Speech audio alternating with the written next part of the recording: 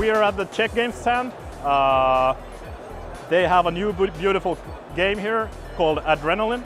I only know enough about it to say that it's a first-person shooter simulation on a board game. This is Mr. Filip Denuk, the game designer. Hi.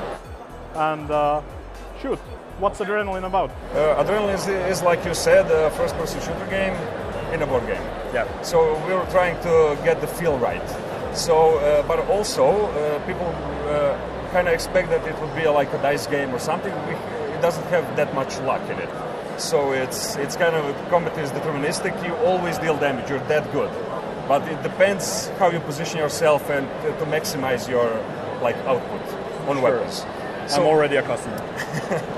So basically in the game, you move around the board, the arena. There's 4 different types of arenas depending on the number of players, the size. The board is double-sided and it can be flipped like this, and it has 4 combinations. Also, we have 21 unique weapons. Each weapon does something completely different. How you play is you'll have these actions that you do. You have two actions on your turn, 3 combinations. Same of them twice, in any order you want. So the first action is the move action. You move up to 3 spaces orthogonally. You move through doors. The second one is move and pick up. Move and pick up something. When you can pick up either ammo. You have to fuel your weapons with something, so you pick up ammo, and also power-up cards. Power-up cards also give you ammo cubes, but they are random, and also an ability. So the abilities is like teleporting, and you can move players around, deal more damage. When somebody hits you, you can throw a grenade at him, and stuff like that. The reason why the game is called Adrenaline is the more damage you take, you become more powerful, and these actions you move faster, and you have more options when you move faster. So the more damage you take, it's actually better for you. You want to take damage because you move faster and you can do a lot more things, and everything becomes more flexible to you. So you need to balance the risk. Yeah. So how does line of sight work?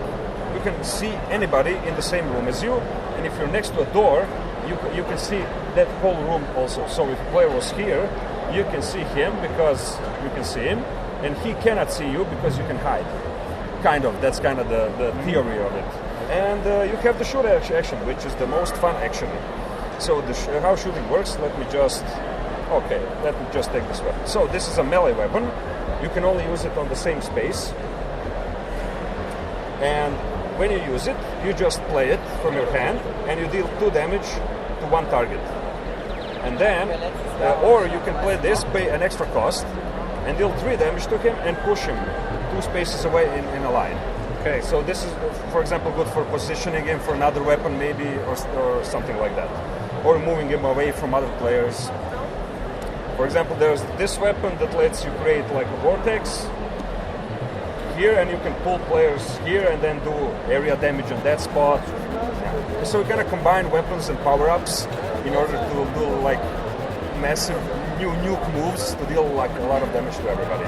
So when a player dies, this is like kind of like area control. So players will deal damage to you, and when this gets filled, you count the number who has done the most damage to that player, and it's when it's filled, it's automatically scored. So for example, let's say this is the situation. So the green player has 5, and he gets 8 points. The gray player has 4, he gets 4 points, and if it's a tiebreaker, then who shot first gets points. There's also extra points for first blood and the kill shot. The kill shot goes here on the death rack, and this goes back here, and now this player who's dead is worth less points, so players aren't ganging up on him. And then you respawn like that. Yeah, you respawn normally and immediately, and you start again. You don't lose anything. You just start again. That's it. You're a target to other players. And also at the end of the game ends after all the skulls are removed, and then players who have the kill marks here, who has the most gets 80 points. That's the final end game scoring. And if somebody manages to kill 2 players on their turn, they get 1 point for double kill. You can also overkill somebody. I think that's about it. I think that seems pretty clear. Yeah, we also have two other versions of the game. We have domination mode. You just put this here. Domination mode is you actually need to control the spawn point areas by doing damage to them or being the only person at the end of your turn here. And you put your markers here, and then at the end of the game you score each one separately. There's also turret mode, where these go here, and you control spaces by placing your markers there, and they're used as turrets, and they damage other players who enter the area. Wow. Yeah. So you get a lot of variation that way. There's like 3 variations. Deathmatch is the basic one, and these are just like other ones you can try. It looks like it's a pretty fast game for its sort of like genre. 60 minutes. Yeah. Once you get used to it, you can play the short game at first, it's going to be 60 minutes, but once you get to know the weapons, it's an hour-long game. 5 players, 3 to 5. That's it. Super cool. We'll have it when we come back home. So, thank you, Mr. Nuke. Thank you.